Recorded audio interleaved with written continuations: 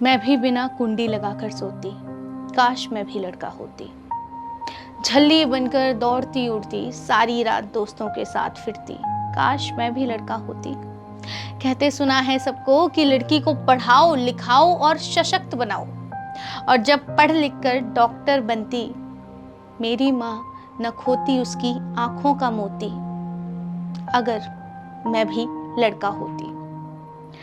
आयुष्मान खुराना की इस कविता की ये पंक्तियां उस समाज और देश को दर्शा रही हैं जिसे हम हर साल एक ऐसी दुष्कर्म की घटना के बाद अपने मन ही मन दोहराते हैं, और बस जैसे तैसे करके बेटियां फिर से हिम्मत जुटाकर घर से बाहर निकलने को होती हैं।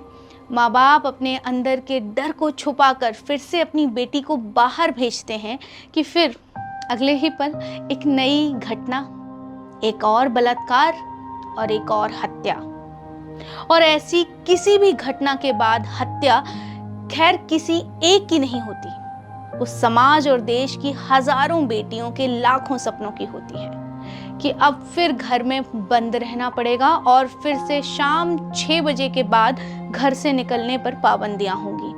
फिर से डर कर सिसक सिसक कर लोगों को भांपना पड़ेगा, और जब तक हिम्मत जुटाएंगे तब तक फिर कोई नई निर्भया, दिशा और मौमिता सड़कों पर अपनी आबरू के न्याय की गुहार लगा रही होगी। अब तक आप समझ ही गए होंगे मैं आज किस बारे में बात कर रही हूँ। 9 अगस्त की सुबह आरजी मेडिकल कॉलेज कोलकाता के सेमिनार हॉल में एक शव पाया जाता है 31 साल की सेकेंड ईयर पीजी कर रही ओल्ड ट्रेनी डॉक्टर का। पुलिस ने संजय रॉय नामक आरोपी को इस केस में गिरफ्तार किया है, और पुलिस के मुताबिक क्राइम सीन पर सीसीटीवी फुटेज में आरोपी संजय सुबह 4 बजे सेमिनार हॉल में अंदर जाते दिखाई दिया। पूछताछ के दौरान संजय ने रेप और मर्डर की बात कबूली। संजय हॉस्पिटल में पुलिस की मदद के लिए सिविक वॉलंटियर के तौर पर काम करता था। उसका हॉस्पिटल के ज्यादातर डिपार्टमेंट में आना जाना था। पुलिस ने उसे 9 अगस्त को ही गिरफ्तार किया था। हालांकि अगर अभी करंट सिचुएशन की बात माने तो कई लोगों का कहना है, मीडिया का कहना है, कलीग्स का कहना है मौमिता के, कि इस घटना में सिर्फ संजय ही गुनहगार नहीं है, बहुत सारे लोग, 2 से 3 लोग और भी आरोपी हैं। रेजिडेंट डॉक्टरों के संगठन federation of all India resident doctors association ने कोलकाता की घटना के विरोध में 12 अगस्त को देशव्यापी हड़ताल की थी। पूरे देश में ओपीडीज बंद थे और बस एक ही नारा गूंज रहा था, जस्टिस फॉर मौमिता। 9 अगस्त की रात कोलकाता के आरजी मेडिकल कॉलेज में लेडी डॉक्टर के साथ हुई रेप और मर्डर की वारदात के विरोध में 14 अगस्त की रात देश के कई जगहों पर 11:55 बजे रिक्लेम द नाइट नाम का विरोध प्रदर्शन शुरू हुआ। इसका मतलब है रात पर अपना अधिकार हासिल करना। इस प्रदर्शन को आजादी की आधी रात में महिलाओं की आजादी की खातिर प्रदर्शन का नाम दिया गया। देखते ही देखते कोलकाता में आयोजित विरोध प्रदर्शन हिंसक हो गया। यहाँ आधी रात को हालात उस वक्त बिगड़ गए जब उग्र भीड़ हॉस्पिटल की इमरजेंसी बिल्डिंग में बैरिकेड तोड़कर घुस गई। रात करीब 12 बजे अस्पताल में जमकर तोड़फोड़ की गई, डॉक्टरों के साथ मारपीट की गई। अस्पताल परिसर में जिस जगह प्रदर्शनकारी डॉक्टर धरना दे रहे थे, उस जगह पर भी उपद्रवियों ने तोड़फोड़ की।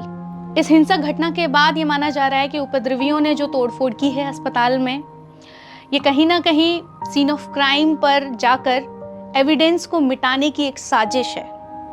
और जिस हिसाब से घटना हुई और स्टेट पुलिस को इन्वेस्टिगेशन सौंपी गई, लेकिन स्टेट पुलिस इन्वेस्टिगेशन प्रॉपर कर ही नहीं पाई, और शायद प्रदर्शनकारियों में इतना आक्रोश था, डॉक्टर्स, तमाम देश के सारे डॉक्टर्स अपनी सेफ्टी को लेकर इतने ज़्यादा आक्रोश में थे कि आखिर हम देश के रक्षक हैं, हम लोगों के रक्षक हैं, और हमारी ही रक्षा नहीं हो पा रही है, तो हम आखिर आगे कैसे काम करेंगे। बात बिल्कुल जायज़ है, लेकिन हाईकोर्ट ने, कोलकाता के हाईकोर्ट ने इस पर संज्ञान लिया और इस केस को सीबीआई को सौंपा। अब इस केस की जो इन्वेस्टिगेशन है वो सीबीआई द्वारा की जा रही है। ये घटना देश में, भले देश के एक कोने में हुई है, लेकिन पूरे देश को एकजुट कर दिया गया है। लेकिन ऐसी एकजुटता जब ऐसे मामलों में सामने आती है ना, तो ये बहुत दर्दनाक होता है। 2012 का निर्भया केस आपको याद ही होगा, और इसके बाद 2019 का हैदराबाद का एक और गैंग रेप जो एक डॉक्टर के साथ ही किया गया था। और आज फिर हम एक नए केस के साथ हैं। यूनिटी है, लेकिन ऐसी सिचुएशंस में यूनिटी होनी भी अच्छी बात है, लेकिन ये घटनाएं होना बहुत ही दर्दनाक है। और जब बात आती है हॉस्पिटल कर्मचारियों पर, डॉक्टर्स पर, जो अपने ड्यूटी के लिए दिन ना रात सब कुछ छोड़कर, मतलब लिटरली रात को 2 बजे 3 बजे आपके लिए खड़े हुए हैं। वो डॉक्टर जो उस दिन रात को 2 बजे डॉक्टर मोमिता हॉस्पिटल में थी, इमरजेंसी ड्यूटी पर थी। हो सकता है कि उस दिन जो आरोपी है, जो संजय रॉय आरोपी है, हो सकता है उसका कहीं एक्सीडेंट हुआ होता या कुछ हुआ होता, वही डॉक्टर उसकी जान बचा रही होती। लेकिन नहीं, उसने ये ना सोचते हुए कि डॉक्टर भगवान का रूप होते हैं, अपना जो भक्षक रूप है वो लेके आया। खैर, ये तो सिर्फ 1-2 केसों की बात है। अगर स्टैटिस्टिक्स और डेटा की बात करें तो 2024 के डेटा के मुताबिक भारत में हर दिन लगभग 85 महिलाओं का रेप होता है। सिर्फ पिछले साल महिलाओं के विरुद्ध अपराध के लगभग 4 लाख मामले दर्ज किए गए, जिसमें से लगभग 32,000 से ज्यादा रेप के मामले थे। आप खुद सोचिए कि साल में 32,000 से ज्यादा रेप के मामले आ रहे हैं, और जब कोई भी मामला इतना बड़ा हो जाता है कि वो पूरे देश व्यापी हो जाता है, तो वो तो सिर्फ इक्का दुक्का मामले ही हैं। बाकी के 31,999 मामले, उन महिलाओं से जाकर कोई पूछे उनके साथ क्या हुआ है, क्या उन्हें न्याय मिला है या नहीं मिला है। क्या हम ऐसे देश में रह रहे हैं? क्या हम ऐसे समाज में रह रहे हैं? हम 21वीं सदी में रह रहे हैं? क्या हम सेफ फील कर रहे हैं? जो मैंने बात शुरुआत में कही कि अभी तो ही मतलब कुछ टाइम ही होता है, कुछ महीने ही होते हैं जब कोई एक केस ऐसा आता है, और मैं भी बाहर रहती हूँ घर से, माँ बाप के फोन तुरंत आ जाते हैं कि बेटा शाम को 6 बजे के बाद घर से बाहर मत निकलना, बेटा समय से घर आ जाया कर। सोचिए जरा कि हम कैसे सशक्त समाज में रह रहे हैं, कि हमें इक्वालिटी तो है काम करने की, लेकिन इक्वालिटी नहीं है समय रहते घर से निकलने की। खैर, प्रोटेस्टर्स अपनी मांगें रख रहे हैं। उनकी पहली मांग है कल्प्रिट को जल्दी से जल्दी सजा मिले। दूसरी, वुमेन सेफ्टी के लिए मजबूत और इफेक्टिव पॉलिसीज का इम्प्लीमेंटेशन हो। और तीसरी, लॉ इन्फोर्समेंट एजेंसीज को ज्यादा अकाउंटेबल बनाया जाए। ये डिमांड्स काफी इंपॉर्टेंट हैं, क्योंकि 2024 में भी भारत में हर 16 मिनट में एक महिला का रेप होता है। क्या आप सेफ फील कर पा रहे हैं? The Federation of All India Medical Association has written to Health Minister JP Nadda, stating that the crime exposed the alarming lack of security on hospital premises. The medical fraternity has long been subjected to escalating assaults in hospital across India. It is said in its letter. FEMA is demanding the immediate constitution of committee to draft an act highlighting the need for a legislative framework that ensures comprehensive protection for doctors and healthcare professionals across the country, a safe working environment for all, and addresses the rising incidents of violence against healthcare professionals. ये protesters जो मांग रहे हैं वो सिर्फ कोलकाता के लिए नहीं है, बल्कि पूरे देश के लिए है, पूरी देश की महिलाओं के लिए है, पूरी देश के डॉक्टर महिलाओं के लिए है। हमारे देश में लगातार बढ़ती महिला विरोधी घटनाओं को देखते हुए स्विफ्ट एक्शन और स्ट्रिक्ट इम्प्लीमेंटेशन की जरूरत है। अगर हमारे सिस्टम में अकाउंटेबिलिटी हो और कानून का डर बरकरार हो, तो ऐसे अपराधों में कमी जरूर आएगी। डर की मैंने बात करी है। अभी 15 अगस्त के स्पीच में हमारे माननीय प्रधानमंत्री नरेंद्र मोदी जी ने भी इस घटना का जिक्र किया और अपनी चिंता व्यक्त करी महिलाओं की सुरक्षा के प्रति। सबसे खास बात उनकी स्पीच में एक चीज थी कि उन्होंने बोला कि जब भी कोई ऐसी सिचुएशन, ऐसी घटना होती है तो मीडिया में, न्यूज़ में, न्यूज़पेपर्स में, एवरीवेयर हम इस घटना को पढ़ते हैं।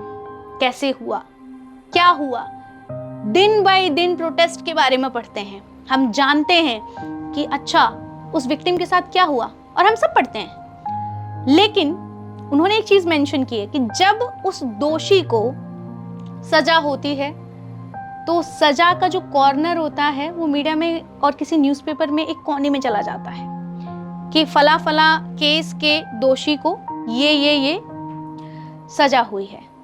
उनकी जो चिंता है, उनका जो जिक्र है, वो इसी बात को लेकर है कि अगर कोई भी केस ऐसा हो रहा है, ऐसी राक्षसीय कुकर्म कोई कर रहा है, कोई कुकृत्य कर रहा है, तो उस व्यक्ति को अगर सजा मिल रही है तो सजा को भी किसी भी न्यूज़ चैनल पे हेडलाइंस में दिखाना चाहिए, किसी भी न्यूज़पेपर में हेड पेज पे होना चाहिए। और इस देश के हर कोने में बैठे उन कुकर्मियों को इस बात का खौफ होना चाहिए जब वो उस न्यूज़ को पढ़ें कि अगर तुम्हारे दिमाग में, जहन में गलती से भी कोई ऐसा कुकृत्य करने का विचार आया है तो तुम्हें इस सजा को पढ़ के डरना चाहिए, वो डर बरकरार होना चाहिए। Furthermore, however, India lacks a stringent federal law to protect healthcare workers. Although 25 states have some laws to prevent violence against them, convictions are almost non-existent. लेकिन एक जो सबसे इम्पोर्टेंट चीज है गौर करने लायक, वो है #JusticeForMomita। अगर आप लोगों ने गौर किया हो कि पिछले कुछ सालों में जितनी भी रेप की और मर्डर की घटनाएं हुई हैं, उसमें विक्टिम के नाम को छुपाया जाता था। 2012 निर्भया केस में नाम निर्भया दिया गया, 2019 हैदराबाद गैंग रेप केस में नाम दिशा दिया गया। लेकिन 2024 में आज हम उस परिस्थिति पर आके खड़े हैं, आज हम उस सिचुएशन में आकर खड़े हैं कि हमारा सवाल यही है कि हम विक्टिम का नाम क्यों छुपा रहे हैं? उसकी आखिर क्या गलती है? वो महिला अगर अपने वर्क प्लेस पर सेफ नहीं कर पा रही है तो आखिर उसकी गलती क्या है? वो अपने काम के लिए, अपने कर्म को लेकर इतनी जागरूक है कि दिन न रात सब छोड़कर अपने काम करने जा रही है, उसके साथ ऐसा कुकृत्य होता है। और क्या वास्तविकता में हम देश की आजादी पर हैं? क्या हम देश में आजाद हैं? तो उसकी आखिर गलती क्या है? तो सवाल ये उठता है कि हम आखिर विक्टिम के नाम क्यों छुपा रहे हैं? आखिर उस महिला की गलती क्या है? जो महिला समय रहते अपना काम कर रही है, समय की बेड़ियों को तोड़कर अपना काम कर रही है, और उसके साथ अगर ये कुकृत्य होता है, वो भी उस जगह जहां पर वो सेफ महसूस करना चाहिए, उसे उसका वर्क प्लेस है, वो भी उसके द्वारा, जो उसी हॉस्पिटल का कर्मचारी है। कहीं ना कहीं उसकी सेफ्टी का जिम्मेदार वो भी है, लेकिन वही उसकी स्थिति का जिम्मेदार है। विक्टिम को, उस लड़की को, उस डॉक्टर को जो उसने झेला है, जो उसके साथ हुआ है, कुकृत्य हुआ है, जो उसको चोटें लगी हैं, उसके जो माँ बाप के साथ गुजरा है। आप इमेजिन कर सकते हैं कभी कि आपके माँ बाप आपकी ऐसी परिस्थिति में आपको देखें। और सबसे बड़ा दुख की बात तो ये है कि रिपोर्ट्स में बताया गया कि जब उसके पिता आए तो उसके पिता को पहले तो पुलिस ने ये बताया कि आपकी बेटी ने सुसाइड किया है। कमाल है, आप कैसे कर सकते हैं? इंसानियत नाम की चीज नहीं है आप में, आप कैसे ये चीज कर सकते हैं? जब उसके पिता ने आवाज उठाई कि मुझे मेरी बेटी को देखकर नहीं लग रहा है ऐसा कि उसने सुसाइड किया है, ना ही मेरी बेटी ऐसा कर सकती है, रिपोर्ट्स आई और तब जाकर पता चला कि उसके साथ कुकृत्य हुआ है। इतनी चोटें, इतनी बुरी हालत बयां नहीं कर सकते। क्या इन सब का न्याय, इन सब के लिए कुछ न्याय हो भी सकता है? और अगर होगा भी तो क्या? खैर, न्याय की बात हो रही है। आप सभी बताएं कमेंट्स में कि आप हर साल एक नए केस आते हैं, फास्ट ट्रैक ट्रायल्स होते हैं, अमेंडमेंट्स हो रहे हैं, सब कुछ हो रहा है, बट फिर भी ये क्राइम रुक क्यों नहीं रहा है? लोगों की दरिंदगी रुक क्यों नहीं रही है? ये बात फेमिनिज्म की नहीं है, ये बात इक्वालिटी की नहीं है, ये बात इंसानियत की है कि एक महिला ही क्यों, एक लड़की ही क्यों जो सुरक्षित नहीं है। लेकिन बात फिर घूम फिर के वहीं आती है कि लोगों को भय नहीं है, शायद उनके सामने कुछ ऐसे उदाहरण आने चाहिए, कुछ ऐसी चीजें उनके सामने होनी चाहिए, एक ऐसा जस्टिस होना चाहिए कि अगर वो सोचें किसी भी तरीके का कोई कुकृत्य करने का तो उनकी रूह कांप जानी चाहिए। ऐसे किसी भी कर्म को करने, कर्म भी नहीं बोलेंगे, कुकृत्य ही है ये, ऐसे किसी भी रेप और मर्डर जैसे थॉट प्रोसेस को आने से पहले ही उनकी रूह कांपनी चाहिए। उन्हें लगना चाहिए कि अगर मैं ये करूंगा ना तो मेरी जिंदगी तबाह है। तो आप खुद डिसाइड कीजिए, कमेंट्स में बताइए कि आखिर कड़ी से कड़ी सजा क्या हो सकती है, आखिर मौमिता को न्याय क्या दिला सकता है। धन्यवाद।